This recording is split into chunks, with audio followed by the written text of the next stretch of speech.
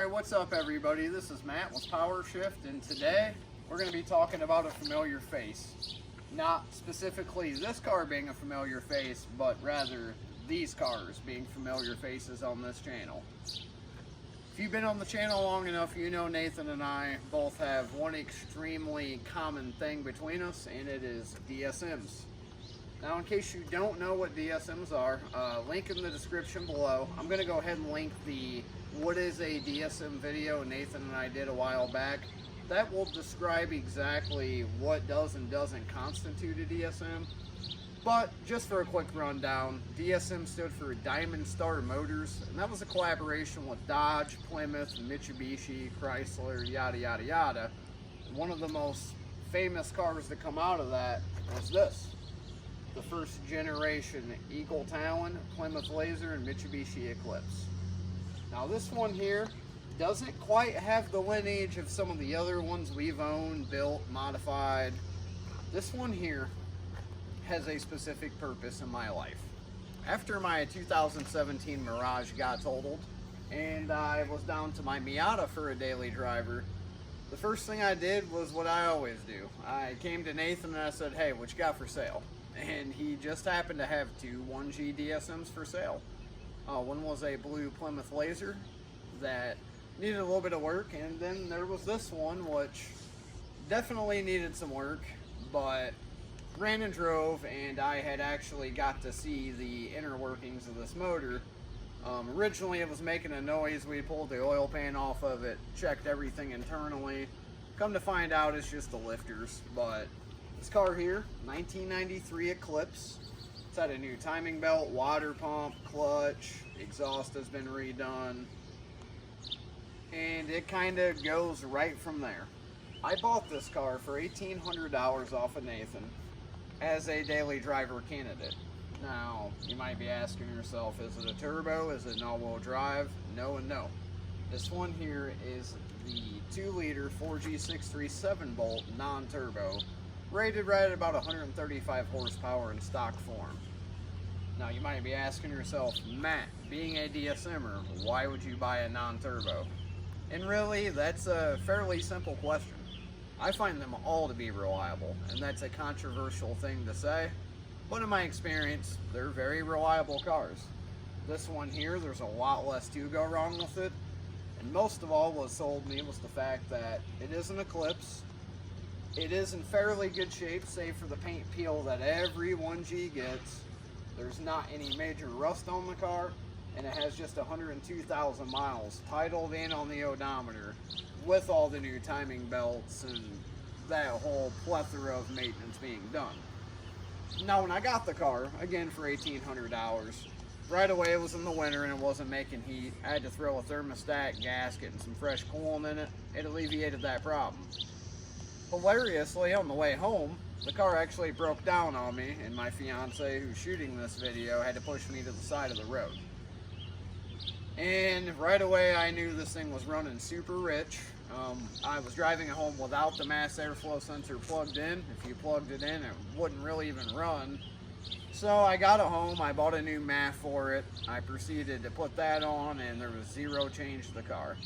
Found out the OEM intake boot that goes from the throttle body to the MAF was completely cracked, and I fabricated a metal one to replace it. Same story. Gutted every vacuum line out of the car, did all the emission and EGR deletes. I must have found 15 vacuum leaks. The car ran better without the MAF plugged in, but it still wouldn't run with it plugged in. I fully went through the ignition system, put new plugs and wires in it. Rebuilt that throttle body, did an FIAV delete. I mean, I did absolutely everything. And in the back of my mind, there was one thing I kept thinking about, and I just never checked it. Well, about 6 weeks ago, I put this car down. I did a shifter rebuild on it while I was in the process, and I pulled the ECU out of it. Found out that the ECU was absolutely scorched. I'll insert a picture right here.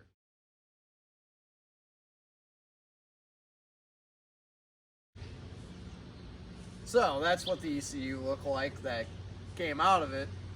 luckily a real friendly seller on Facebook hit me up and said, hey, $80 shipped, I have a good one, sent me plenty of pictures. I kind of drug my feet a little bit. I just hadn't had the time to get back to it. And yesterday I found that motivation again, and me and my fiance jumped into it, put the shifter back into it, put the ECU back into it, fired it up with the MAF plugged in, and right away it was idling at like $2,000. I had put a new bisc screw ISC on it, so the idle was way out of whack, but it was idling, and it would actually rev. So I whipped it around the block, brought it back, adjusted the idle, and that's where we're at. I just completed about a 65-mile shakedown with it. Took it all the way through basically downtown Dayton on the interstate. It couldn't be better. And sits right at about an 800 idle, 775. I have it kind of low. Getting well over 30 miles to the gallon, and quite literally you can take your hands off the steering wheel at 80 and it doesn't shake, doesn't pull to one direction. That is the premise of today's video. DSMs, specifically cheaper non-turbos like this, I think make a hugely compelling case as daily drivers. You already know I had purchased it for $1,800. With all the parts I bought, including the ECU, I'm in at about $2,500 if you're keeping track at home. That's mass airflow sensor, NGK plugs and wires. I have the Extreme PSI FIV block off, EGR delete. I noticed the fuel feed line from the fuel filter to the rail had several chafes. I upgraded to the Dash 6AN fuel feed kit, looks much better. I just did some stuff like that. And aside from the fact the fuel tank is leaking, I do got to drop it down. I just need to patch one crack up there. This car is super sorted. I've been kind of doing some other little upgrades on it, actually today. But overall, one of the things I can say about these cars is if you take care of them and they are caught up on maintenance, they're super reliable. But that's not quite the only reason I think they're a great daily. Right here. This is why these are the ultimate daily drivers. Many people immediately will start laughing and say, oh, these cars are unreliable, they always break. Well, let's be honest here. Anytime you take one of those turbo cars and you chuck 30 pounds of boost at it, you don't do supporting mods, yeah, you're gonna lift the head, you're gonna blow head gaskets, you're gonna break T cases. Difference being, I've been doing this for years. I owned my first DSM when I was 14. I just turned 32, so I've been doing this for 18 years. And aside from some goofy failures of my own doing, these cars have never let me down, even at 25, 30 pounds of boost. It's all about doing the things to support what it is you're trying to do. If you're trying to crank boost, you're going to need head studs and a fuel system. But on non-turbo, you take all that right out of it.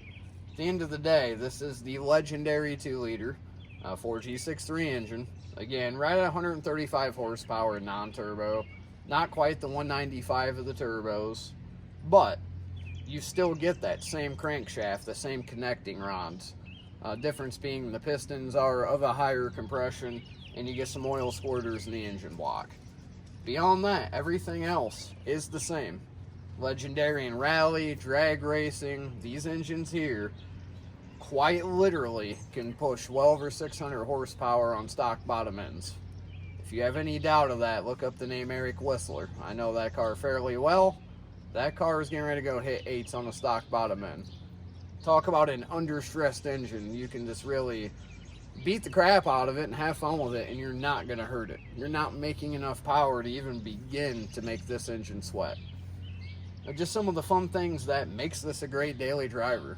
I mean, you have an over 7,000 RPM redline, and I mean, that's not substantial by Honda standards, but you could always chuck some different valve springs in it and some other supporting mods and take these well past $8,000.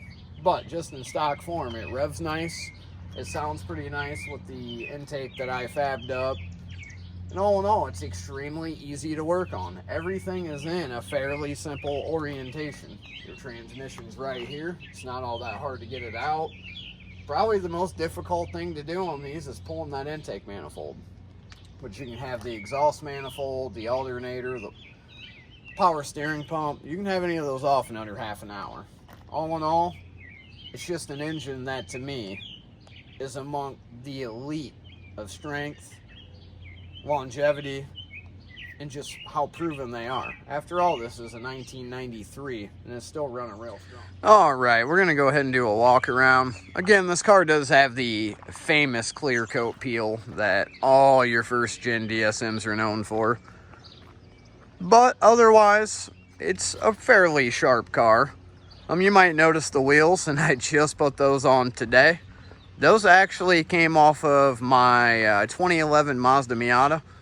They're my factory takeoffs, as they have basically brand new Pirelli tires. But one of my favorite parts of these cars is just the rear. The Eclipse 1GBs just look so sharp from the rear. And here, we're going to go ahead and we're going to roll into some interior. All right, time for a nice view of the interior. And one thing you will notice about this car is the interior is actually really nice. It took me forever to source these floor mats. I just went ahead and I swept the whole car and I put them in. But don't mind the pedals. Those are straight out of a J.C. Whitney catalog circa 1998. I did not put them in. But everything's missing under it, so I need to find some kind of like maybe nice Sparco or Momos to replace it. Save for that, everything's really pretty nice in here. And I did put in this Mishimoto heavy knob. These cars do love a heavy knob. Kind of unlike what I said in my Miata review, these cars really do favor them. So if you had a turbo car, you could always tell because there's a boost gauge right in here within your tack. But like I said, everything's super driver focused. It's kind of aimed right at the driver. And again, this one's in really nice shape. Somebody had taken really nice care of this car. One thing you'll notice is there's not any cup holders in here. You can tell this car is straight out of 1993. One of the most immediately obvious things you're going to notice about these specific cars, and it's kind of an insider joke, we all poke fun at it, but the interiors in these cars are pretty cheap, but I've always liked them. They offer a nice cockpit feel. I know a lot of people who own a lot of really nice cars, and they really prefer the driving position of these. If you go through our videos, you'll see some of the BMWs that we've wrenched on. Our good friend Bruce, he owns all of those and amongst other cars, and he still proclaims that this is his favorite driving position. One of the most comfortable cars out there. Honestly, for a 90s Mitsubishi, it's extremely ergonomic in the way that you have an armrest, your hand falls right to the shifter, handbrake's right here. I always like the shape of the steering wheel and the cockpit. It's very driver focused. Everything is centered towards the driver, not the passenger. In this car, passenger is definitely a secondary occupant. But one of the funny things you'll notice is just how this car is optioned out. First of all, there's crank windows, which isn't super common on the 2-liter cars. But it has air conditioning, but it doesn't have cruise control. Now you might think without cruise control it'd be moderately annoying, and it's really not bad at all. And I like the manual windows because if you've owned enough DSMs, you know the power windows, they get weak. You got to kind of help them out anyway as you roll them up and down. These ones work flawlessly. This does have power steering, and it is a manual transmission. And that's exactly the way you want it. If you're going to be dailying one of these, that manual really makes it feel significantly quicker. These aren't fast like the turbo cars, but this one's not egregiously slow either. It runs good, it makes a nice sound, and the fuel economy is another great takeaway of everything. Now that everything's working properly, I'm definitely in the mid-30s with it, and I mean, it's kind of hard to beat out of something that's this old. Something that does take away a little of the practicality is the rear seat. You're not going to comfortably fit 4 adults in this car. It's not to say that we haven't done it, because we have, and it's not a good time. But my daughter rode in the back, and she wasn't really starving for room.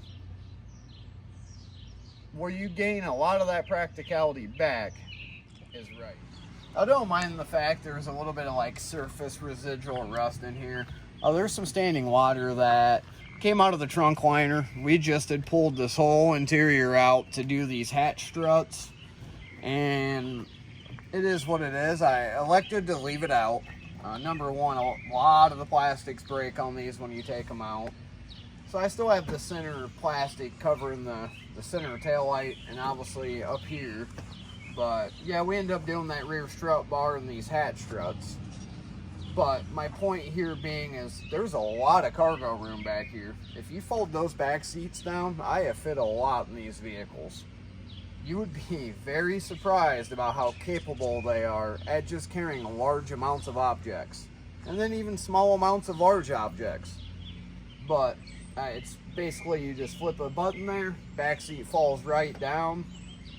I mean, you could easily fit a big screen TV back here without a problem. Strut bar takes away from some of that practicality, but 4 bolts removes it if you ever need to. Not really giving anything up there, but compared to the Miata, this might as well be a Yukon XL.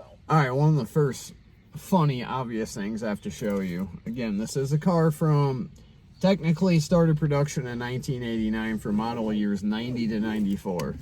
You have an automatic seat belt, and then you have the lap belt. And you can always tell a DSM owner if they've ever almost died going to the ATM. I'll paint the picture. Here in a minute, this is going to retract back, like so. What'll happen is you'll be reaching out the window to open your door to be able to hit the keypad, and then you will be met with that. And it has happened to me probably a couple 100 times. Anyhow, let's fire it up. Quiet as can be, no check engine lights, purring like a brand new car. And just think, it broke down on me right after I got it. I had to push you off the road in the middle of the interstate. Indeed, that was a thing that happened. Kind of got a 3-point turn myself out of my little driveway here.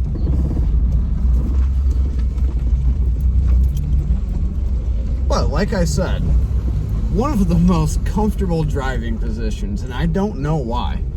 I've had the pleasure of owning some rather awesome automobiles. I've had the pleasure of driving some really impressive cars. But one thing that I can always say about a 1G DSM,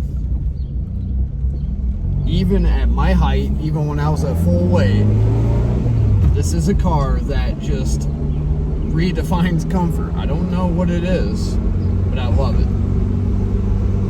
With the shifter being rebuilt, it's just a joy to use. You drive some of the turbo all-wheel drive cars that have been thrashed, and yeah, they can definitely be notchy, for sure.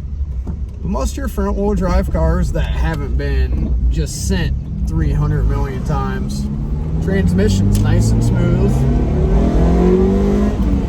4G63 engine just loves to rev.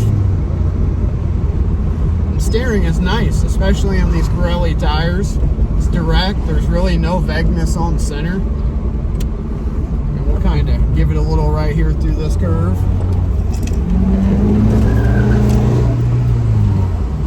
Hooks up nice, a little bit of drama, a little bit of tire spin. That's what a fun daily is all about. If the car just has no drama to it, you're gonna get bored. That would mean you drive a Camry. And what this is, it's a low-slung, sporty hatchback that still looks the part and still has an extremely cult-like following. There's not many people that are car enthusiasts that don't know what this car is. It's kind of just a given. It's a DSM. Sitting here waiting to get ready to pull out. Idling right at 800 RPMs, nice and smooth. Not quite the big old HKS cams you get in a turbo car.